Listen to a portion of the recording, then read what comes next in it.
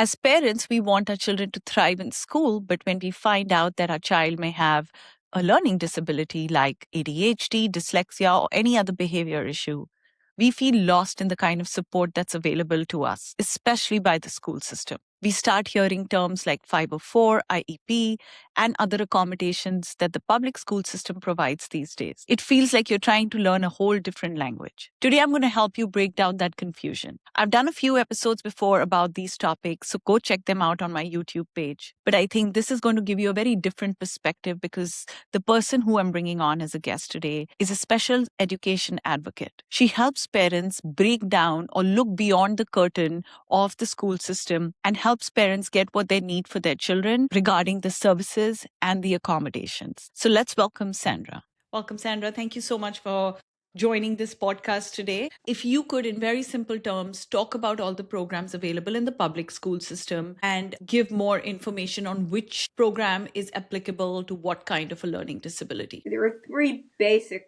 plans that a school district can provide. There's an individual education plan, which is an IEP, which is the most stringent and has the most laws and regulations in terms of procedures and what has to occur before a student actually is granted an IEP. There's a 504 plan, which initially came out of employment legislation, the 1973 Rehabilitation Act, that said you can't deny services and programs to someone with a disability. This has filtered down to schools. It's now covered under the Americans with Disabilities Act. It's a little less stringent and a little broader, and they now enumerate things like reading and writing and listening, and you fill in the blank in terms of what the education is. That's also a legal document. There's also what we call a building level plan, which could be a health plan. It could be the response to intervention, where the schools begin to work more closely with the child to see if maybe they haven't just been taught something or there's truly a disability. There's a progression. Some students immediately, you have the evaluation. The school either will, after you've jumped through several hoops, say, yes, we'll do the evaluation. And it's very apparent that this child has some sort of educational disability, and you're granted services. The 504, the law just says you have to have a plan. Every district has to have a plan and a procedure for how you're doing this. Sometimes it looks like an IEP meeting. Sometimes you just meet with the guidance counselor with the documentation and you write a plan. It's much more broad. None of these plans have a definition of what kind of learning disability falls under each of them. No, it depends on the degree of learning disability that a student might have, or whether you have a medical need and you need some support in school. It's not specific to what the disability is, but the severity of the disability and whether or not it affects your ability to access your curriculum. A lot of parents are struggling to get an appointment with doctors because wait times are around 3 to 4 months, sometimes even a year, to get a diagnosis for their child. And it can be very expensive. Most insurances don't cover that diagnosis. Are schools required by federal law to do a diagnosis for these children if the parent requests? Depends on the state that you're in. Let's talk about Maryland. Maryland, you usually have to go through an educational management team or a child study team where you bring your documentation. By the time a parent realizes that a student has some challenges in school, they already have some documentation. They have letters from the teacher, reports. They see that the child is not doing well. You fill in the blank with whatever subject. It could be global or it could be a specific subject. You have to go through the child study team or educational management team first, and that body of professionals determine whether or not to do an evaluation. So is this team like in the school, or is there one common team? Well, it's made up of special education teachers, an administrator, could be a school psychologist in there, depending upon what is seen as a possible student's need. It could be any of those professionals. So it's not a federal law requirement? No. New York State, parent writes a referral to the IEP team. They have to evaluate unless the parent retracts it in writing. Most states, you have to go through some other school-based body in order to have the school do an evaluation. There are times where the school actually will refer to this body of professionals because they do see a need for the child, or they will advise, depending upon your relationship with school and what's going on, they will advise a parent, you really need to follow through with this. So, do you think that having a diagnosis before the IEP meeting is very important? Because if the wait times are so long and you know that your child needs help before that, you just have to schedule that meeting, right? Yes, But what I often see is that schools want to see a formal diagnosis, even though per my research it's mentioned that according to federal law schools don't need to have a formal diagnosis to give correct, you a 504 and an IEP plan. So correct. how do you advocate for your child, especially when you feel outnumbered with like six professionals sitting in that room, that this is the need of the hour? Well, first, you never go alone. Even if the people you bring with you are just going to sit there quietly and take notes, don't go into that body alone. Go in prepared. You go in prepared with any of the correspondence you've had with the school, your grades for the child, the homework. You have to be able to demonstrate that there's a need. You can have a diagnosis, but if it's not affecting your performance in school at that particular time, then it's not going to move forward. If you do have a diagnosis, you can very often get the 504 plan more quickly. It doesn't rule out still pursuing the IEP, but an IEP can take up to 90 days. That's about half a school year. Whereas the 504, depending upon the school district's procedures, can be almost immediate. So at least you're getting some service for your child. You're getting more professional eyes on the child who will then also help advocate if in fact they see a need as well, that they need more. You know, that is for very, very obvious cases where the school will kind of agree to give you a 504 plan even before a diagnosis. But for parents who are struggling when their child is exceptional or is doing very well academically, but you know that they're struggling internally, especially with inattentive ADHD type or high functioning autism. They are so good at their academics, but you know that they work twice as hard or thrice as hard to achieve that. What schools say is that, hey, your child is doing very well. We only provide these plans to get the struggling students to reach the bare minimum. And this plan is not, or either of these plans are not for a child who's doing well academically. What do you do in that situation? You have to be able to demonstrate that this child is struggling. One of the things I advise parents to do, not necessarily for high school students, if the student is taking 2 hours worth of time to do homework and the expected time for a student of that particular grade is like half an hour, you have a conversation first as a family. We're going to set a timer, and I'm going to, as a parent, I'm going to sign off on how much you can get done in that 30 minutes.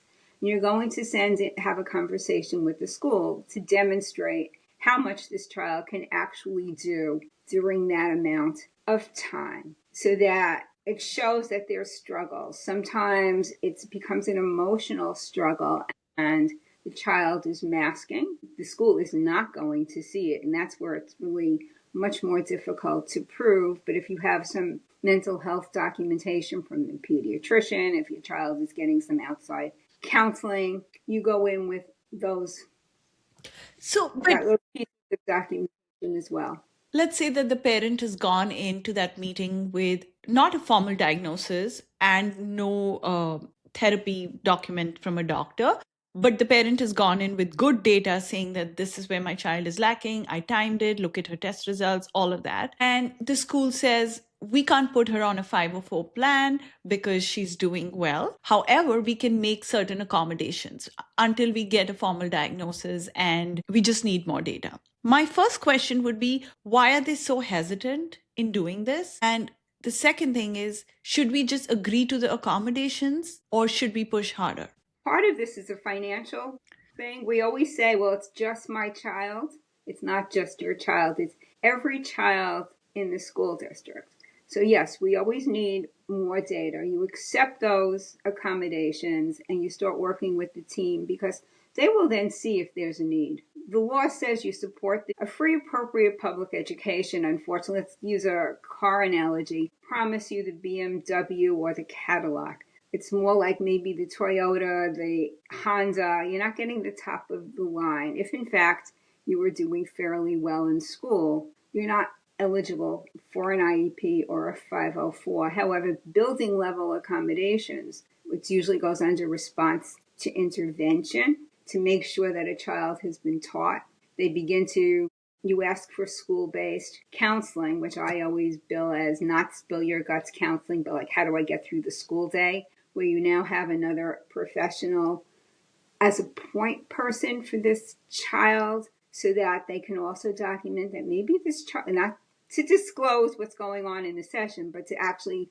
document, yes, this child has an emotional component here. That's how you start working the process. It's not an overnight process unless someone is so terribly impaired that it's a no-brainer.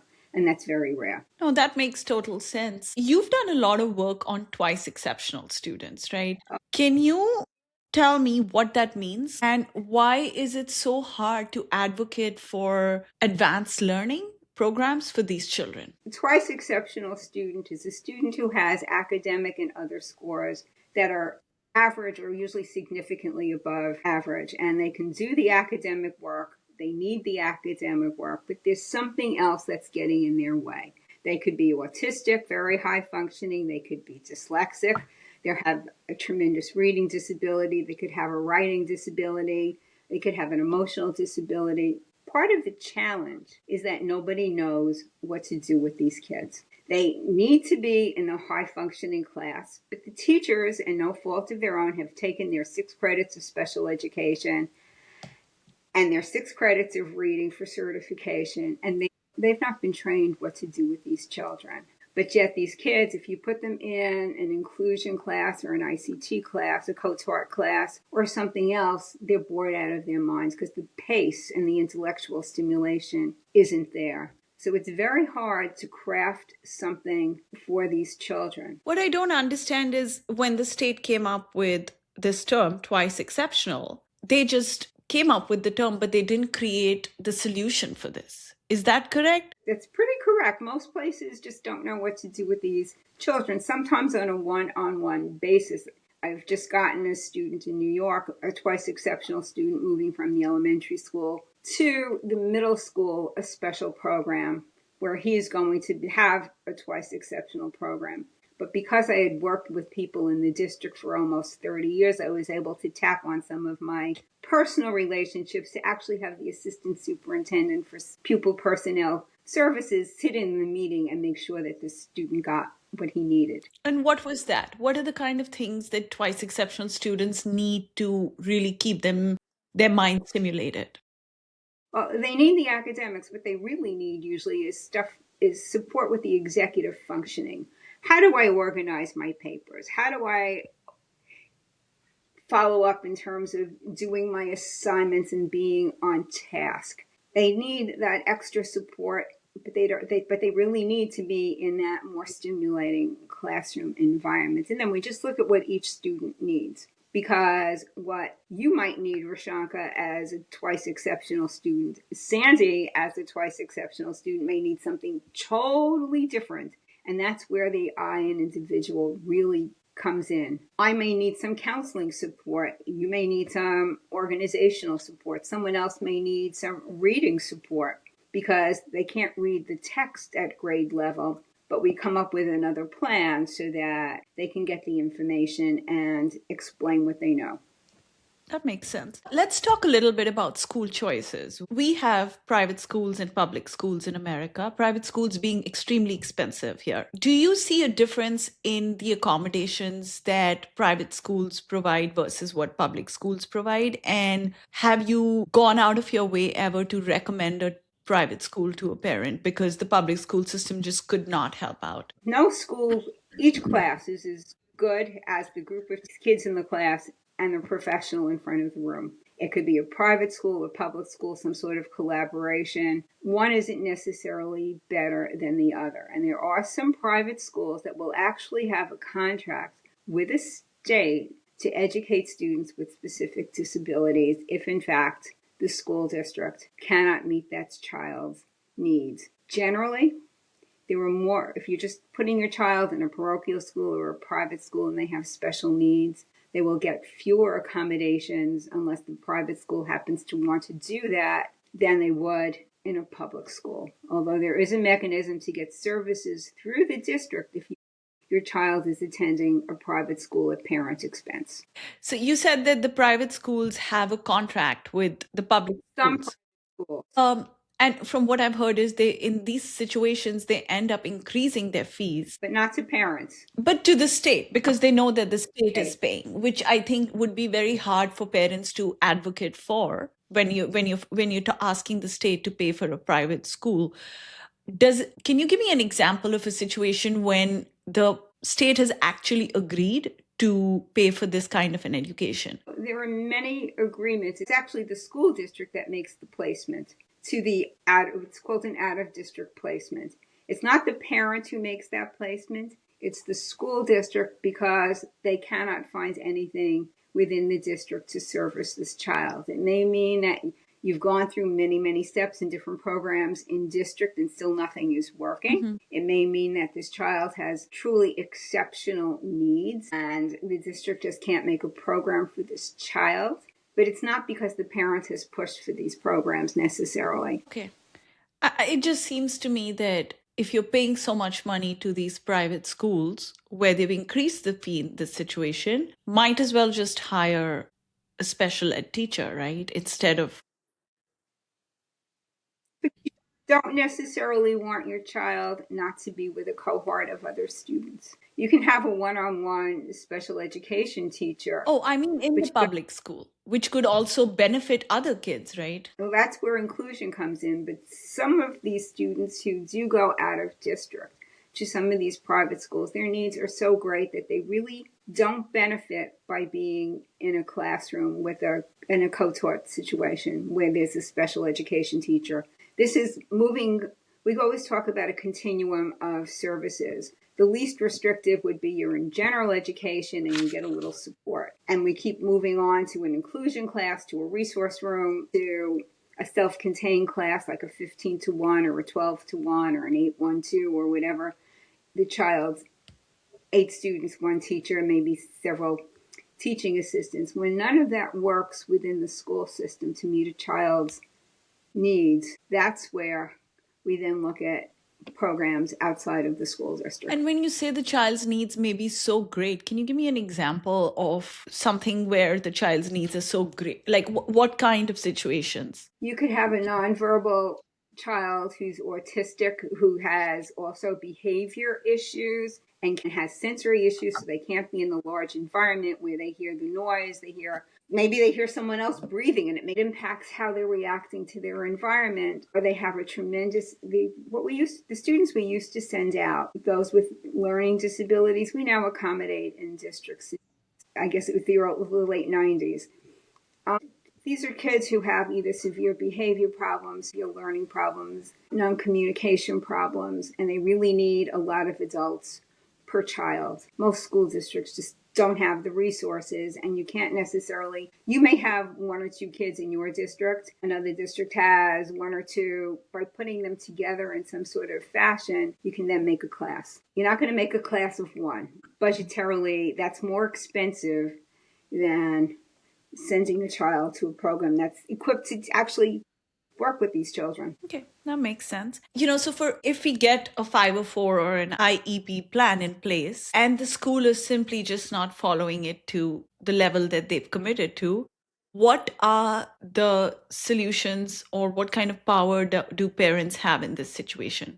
Parents have a lot of power. The first step is to go back and have another IEP meeting to draw attention to this. There are, through IDEA, the federal law, as well as through state law, there's what we call a 60-day complaint, where a parent writes a complaint to the state, comes out of the federal law, and the state will come in and do an investigation. They will look at that child's program and folder and give the school a list of other students' folders that they wish to look at. A school cannot cherry pick which folders to give the state to review. If this school is found to be out of compliance, they're given a compliance action plan where they actually have to remedy the program for that child and anybody else in the district. And there's a timeline in terms of doing that. The very last step would be to go to mediation or to file a due process, which could be for mediation or an impartial hearing or an administrative law judge. And how soon do you think a parent should involve someone like you who helps parents out go through these meetings? Because I'm sure as parents, people don't know where to begin, what to say in these meetings. Do you think the first meeting, second meeting, or only when it reaches the point where the school says, sorry, we just can't do it? Depends upon the family. Sometimes I'm called in, should I refer my child? What do I do? And it could be sometimes I'm frustrated. I've had my third meeting and they're not following the IEP and I'm not getting anywhere. Very often because part of my mission is also to educate parents on the process and what they can do. A parent will call and I will tell them, this is what you need to do. Call me back if it doesn't work. Because I believe that very often parents just don't know and there's a lot you can do on your own. One of the things I do put into most 504 plans and IEPs is what I call a 6 to 8 review, program review into the next semester or after the document has been written. Beginning of the year, it's usually somewhere between Columbus Day and Thanksgiving. We pull the IEP team together and see if the program is working. I believe that you be a little proactive as opposed to letting things get so bad that everyone is miserable, because the staff isn't exactly happy either when things aren't working. So we do that as well. But one of the things I advise parents to do at the beginning of the school year or the beginning of the document, which may be in the middle, is to see if you can't get a group of the professionals who work with your child together and just have a team meeting. It's not an IEP meeting. You don't call in Sandra Blumenreich or an attorney or any other advocate. You go with a sheet with copies of the IEP and a sheet with maybe 10 points about your child. Let me tell you about Sandy. These are some of her strengths. These are some of her needs, so that you can be a partner. Try not to let it go to the point where everyone's tearing their hair out. And that's my thing, as having worked both sides of this, is to be a little proactive. It goes a long way, and it's better for the child. My thought is, what are we going to do for the students here? Not so much. I'm not so worried about the parents. I bill myself as an educational advocate, and I always tell parents, you're paying my bill, but your child is really my client. I will fight for what they're legally entitled to, which may not be what you want. Yeah.